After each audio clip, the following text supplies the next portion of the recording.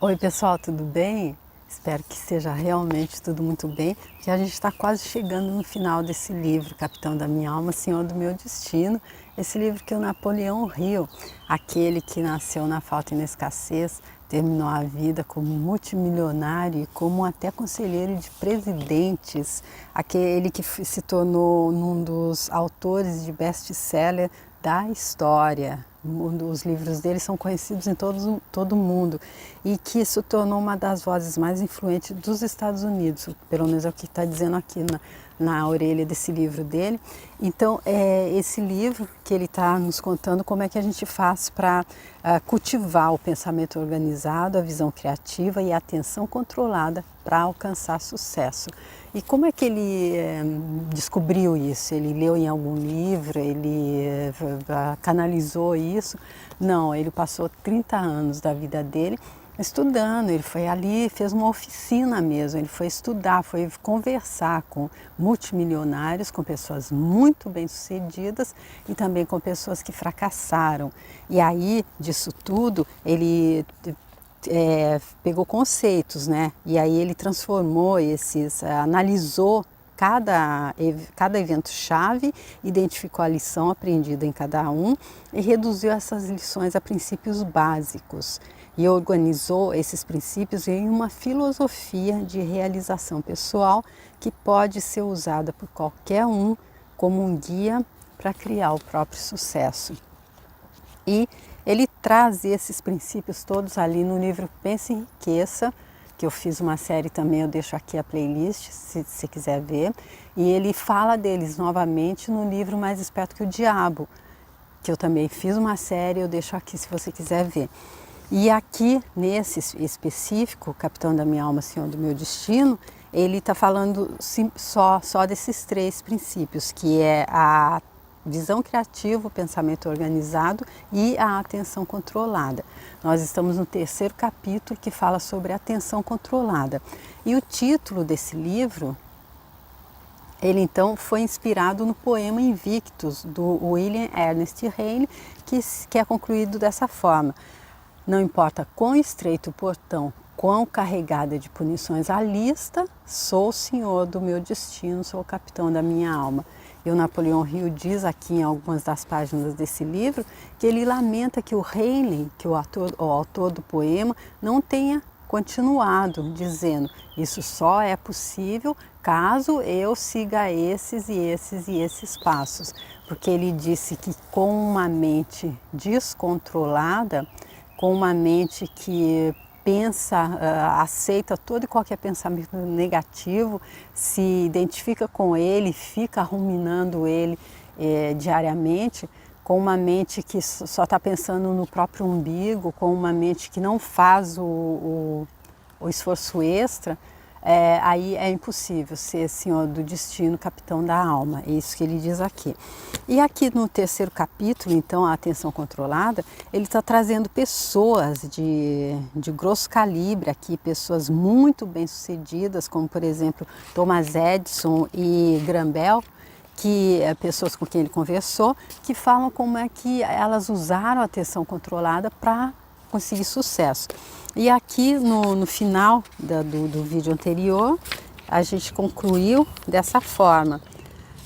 Quando ele diz que empresários de sucesso e outros que se dedicaram a pensar nesse assunto sabem há muito tempo que a melhor maneira de lidar com problemas desagradáveis é atacar os mais difíceis primeiro e agir sem medo ou procrastinação. E aí ele continua, mas um pouco depois, dizendo que muita gente trata problemas desagradáveis da mesma maneira como uma governanta preguiçosa cuida da casa, varrendo a sujeira para baixo do tapete.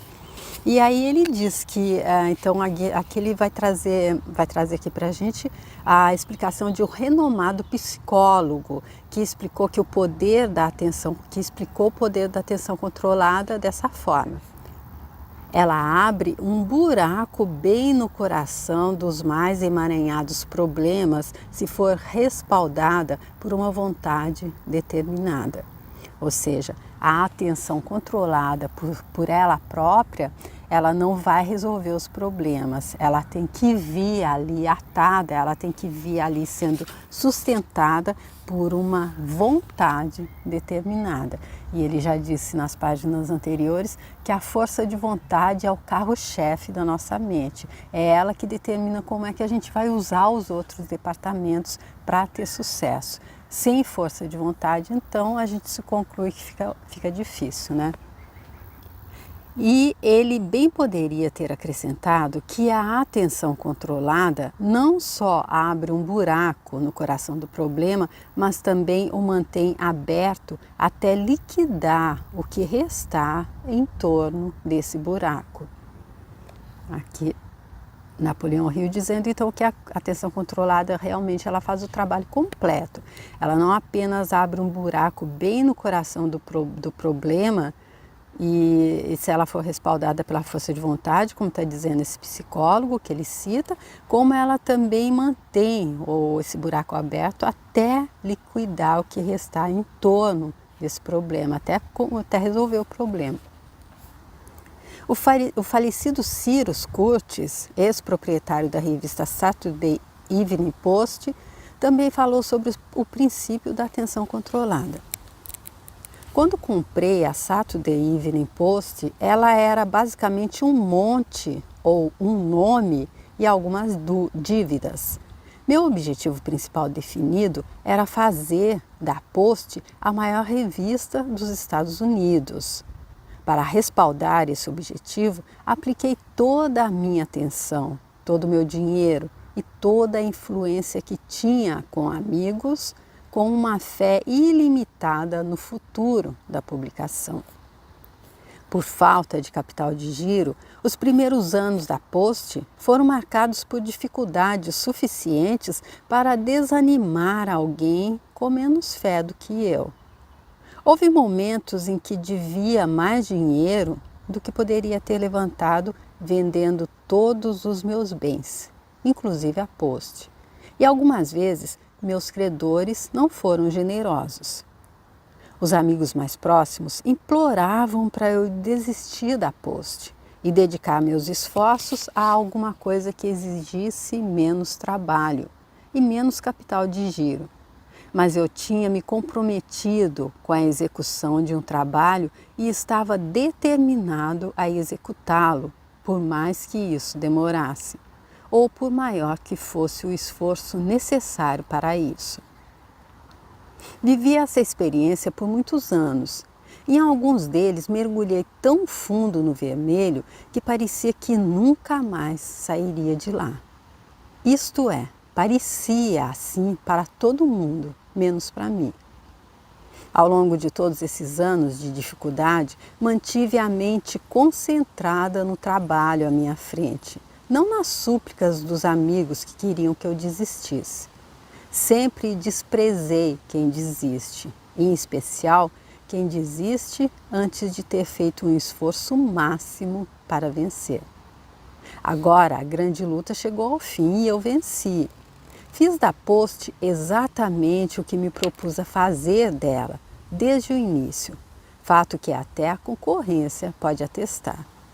Enfrentaria a mesma luta de novo se tivesse que recomeçar? Ah, sim, é claro que sim. Existe uma compensação para o homem que enfrentou uma luta dura, mas venceu a batalha. Uma forma de compensação que, receio, outros jamais conhecerão. Uau, gente, que lição de otimismo, para quem está aí em alguma questão da vida que está achando, entrou num negócio, em alguma coisa que pretende fazer e que está dando errado, parece que não vai para frente, está pensando em desistir, os amigos, a família em volta está dizendo desiste, não, você só vai perder dinheiro. Olha aí, então, uma pessoa aqui essa pessoa aqui, então, ele é o falecido Cyrus Curtis, que quando ele comprou essa revista, que é a Saturday Evening Post, ele então comprou, ela só tinha um nome e muitas dívidas.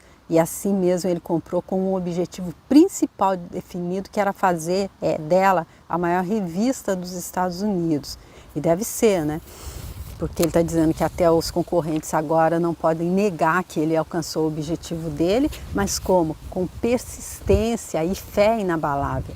Aqui ele está fazendo eco ao que fez o Thomas Edison, que de acordo com o Napoleão Hill, ele tentou mais de 10 mil vezes, enfrentou mais de 10 mil vezes, viu o fracasso na frente dele mais de 10 mil vezes e não se deu por vencido, continuou, porque é aí, ele diz aqui então que se tivesse que refazer todo esse caminho, ele refaria assim, porque existe uma compensação para o homem que enfrentou uma luta dura e venceu a batalha.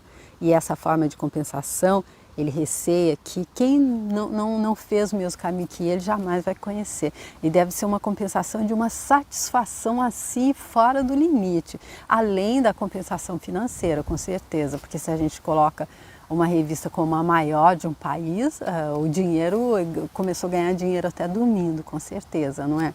Isso para ver então que aquela frase do Napoleão Hill, que ele cita muito em todos os livros dele, há uma semente de êxito em cada adversidade. E se a gente não tiver persistência para encontrá-la, aí então a gente só fica mesmo com o gosto do fracasso. Mas se a gente for persistente e se a gente continuar com certeza, com foco e com fé inabalada, aí a gente encontra essa semente de êxito. Mais uma pessoa aqui para garantir, na prática, que isso acontece. Sempre que você vir um exemplar da Saturday Evening Post, diga a si mesmo: aí está a evidência física de que a atenção controlada, apoiada por definição de objetivo, não pode ser derrotada. A história é mais ou menos assim com todos os homens que alcançaram sucesso digno de nota. Todos passam pelo tempo de teste, como Andrew Carnegie chamou. Isso mostra de que tipo de materiais são feitos. Nunca ouvi falar de alguém que alcançou grande sucesso sem antes passar por dificuldades e experiências desagradáveis. E a qualidade que mais se destaca nesses períodos de tempos de teste é a atenção controlada. Então ele dizendo que toda pessoa que quer alcançar sucesso digno de nota tem que passar por esse tempo de teste, esse termo está entre aspas. Um tempo então que a pessoa tem que mostrar, como diz ali naquele poema no livro do Og Mandino, Universidade do Sucesso, Deus nos experimenta com pouco para ver se a gente está preparado para receber muito. Então a pessoa tem que mostrar que ela tem persistência, que ela tem um objetivo definido, que ela tem foco, atenção controlada, que ela tem persistência e fé inabalável, que ela vai conseguir. Eu acredito que seja basicamente, além de todos esses outros sub-itens que ele passou aqui durante todo o livro, eu acho que basicamente é óbvio que entra a disciplina, a autodisciplina, entra controle das emoções, entra tudo que ele já falou aqui no livro. Porém, basicamente, se a gente fosse resumir, seria isso para que a pessoa então passe nesse tempo de teste para alcançar o sucesso. A Saturday Evening Post é agora uma das maiores revistas do país. É a inveja dos editores do ramo. Mas ficamos imaginando se os milhões de pessoas que a leem todas as semanas param para estudar a história inicial dela, ou sabem que ela é produto da mente de um homem com visão, imaginação e entusiasmo, iniciativa pessoal e força moral para seguir em frente diante da adversidade. E aqui então ele enumerou mais alguns itens necessários para passar nesse tempo de teste. Eu me pergunto também, quantas pessoas reconhecem que a grandiosidade da Saturday Evening Post, em comparação a muitas outras revistas que surgiram e desapareceram desde o nascimento dela, é medida em proporção quase exata às dificuldades que Cyrus Kurtz enfrentou enquanto a nutria no começo da história dela. Então ele dizendo aqui que então as pessoas nem que veem essa revista, que deveria ser muito famosa nessa época que ele estava escrevendo, nem sei se existe ainda até hoje, se as pessoas não conhecem, ele não acredita que as pessoas conheçam a história então por trás de como é que ela surgiu. Escolhi a Saturday Evening Post porque quase todo mundo a conhece. O mesmo exemplo bem pode ser aplicado a quase todas as outras grandes áreas, porque sempre há aquela pessoa ou um pequeno grupo de pessoas que concentra a mente em um objetivo definido e leva adiante uma empreitada durante seu tempo de teste, antes de o sucesso chegar. Então, aqui ele dizendo por que foi que ele escolheu essa revista, que todo mundo conhece, eu não conheço, menos eu. E eu até vou dar uma pesquisada, vou buscar ver se ela ainda existe. E então ele dizendo que o mesmo exemplo pode ser bem aplicado a quase todas as grandes áreas, porque sempre há aquela pessoa que concentra a mente em um objetivo definido e leva adiante durante esse tempo de teste antes do sucesso chegar. Ou seja, aquelas pessoas que sabem que o fracasso é só para experimentar, é só para ver se a gente está pronto para viver o sucesso. Talvez não haja exemplo maior em toda a história do poder de esforço concentrado do que aquela associada à história do nosso país. O estilo de vida americano que conhecemos hoje nasceu da luta, da dificuldade e do sacrifício pessoal que raramente foi vivido, se é que algum dia foi, por aqueles que desfrutam dos privilégios deste país. Seria bom que cada leitor dedicasse algumas noites à leitura do início da história dos Estados Unidos, especialmente aquela parte que começa com a Declaração de Independência, quando 56 homens de coragem assinaram o mais importante documento que o mundo já conheceu, criado para dar liberdade a um povo. Hoje, o povo dos Estados Unidos, bem como da maioria de outros países do mundo, enfrentam uma emergência mundial que ameaça destruir o grande estilo de vida americano, com todas as suas bênçãos e direitos de liberdade pessoal e sua abundância de oportunidades.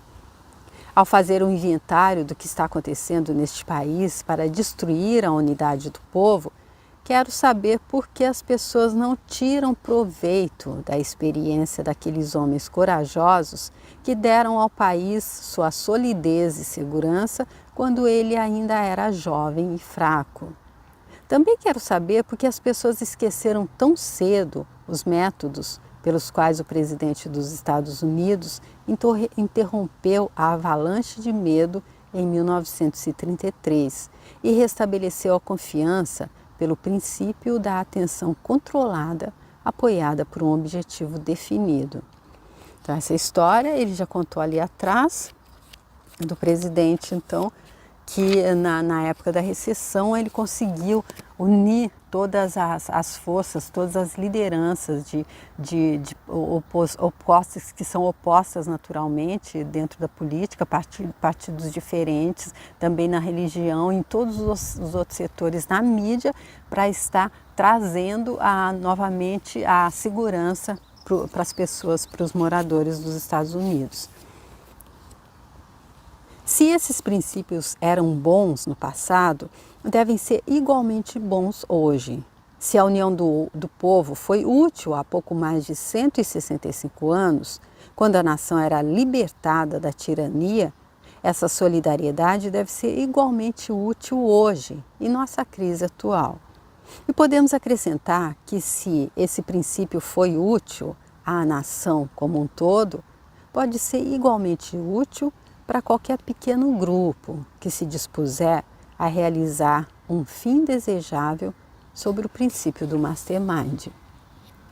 Então ele fala do princípio do Mastermind, que é uma coisa que ele também diz que faz parte de todo esse bolo da receita o bolo do sucesso dar certo, crescer e ficar gostoso, que é encontrar pessoas que estão na mesma busca que a gente, estão no mesmo nível de consciência, eu acredito também, que a gente, e aí se reúnem, e ele disse inclusive que é bom a gente estar se unindo com pessoas que têm a mente ainda mais aberta naquilo que a gente está buscando entender, que sabe, que tem mais inteligência até naquele assunto do que a gente.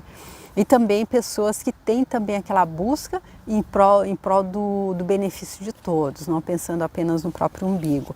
Porque ele está dizendo que esse é o exemplo de união que ele passa com essa história dos Estados Unidos na época da recessão, como o presidente uniu todos em torno de um mesmo objetivo, que era refazer a confiança da população e tirar o pessoal do medo e da insegurança. Ele diz que isso pode ser trazido também para um pequeno grupo de mastermind, e eu acredito que também para qualquer objetivo que a gente tiver a alcançar.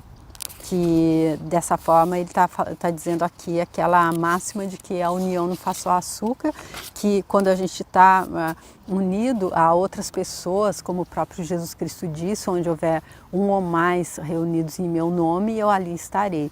Então é essa força, aquele poder que ele fala também, que não se sabe explicar, porém que quando a gente está ali com tudo, que nós colocamos todos os nossos esforços em prol do bem de todos, nós fizemos o nosso melhor, ele chama isso a regra de ouro, e colocamos todos esses princípios, como ele está explicando aqui, então a gente tem esse esforço extra, que é a inteligência divina, que então faz a parte dela para que o nosso desejo se realize. Onde as pessoas coordenam seus esforços em espírito de harmonia para a realização de um objetivo definido e começam a trabalhar para isso, descobrem-se ajudadas por um poder misterioso que dá impulso a esses esforços. Se forem vítimas reunidas pela perseguição, o poder a elas será disponibilizado da mesma maneira e, por alguma estranha razão, aparentemente aumentado. Isso eu nunca tinha atentado para isso. Então, se as pessoas forem vítimas de alguma coisa, reunidas pela perseguição, então esse poder ele vai ser até potencializado para ajudá-las, se elas se unirem em torno desse mesmo desejo, com todos esses requisitos sendo bem atentos, prestando atenção nesses requisitos. E aí aqui ele começa mais uma história que eu deixo então para o próximo vídeo, tá bom? E a gente está quase concluindo esse capítulo, que então chega no final desse livro, que é o Capitão da Minha Alma, Senhor do Meu Destino, que é o terceiro que eu faço do Napoleão Hill, para que a gente consiga alcançar essa prosperidade, abundância, plenitude em todos os setores, como ele explica tanto nesse livro como também nos outros dois que eu fiz, que é o Penso em Riqueza e o Mais Esperto que o Diabo. Ele bate bem nessa tecla que não é a riqueza que ele está falando, não é a riqueza financeira, não é só ter dinheiro no bolso, não é só ter uma conta com mais de 8 dígitos, é ter a abundância e prosperidade plena em todos os setores, ou seja, nos nossos relacionamentos, na nossa saúde, no nosso trabalho, em tudo, em todos os setores, e inclusive no financeiro. E como é que a gente faz para que isso aconteça?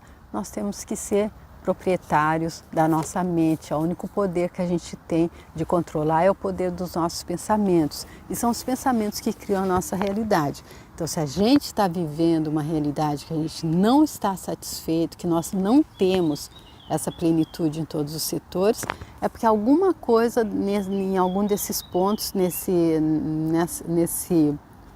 receita que ele está trazendo para o bolo do sucesso, a gente não colocou. Está faltando algum desses ingredientes.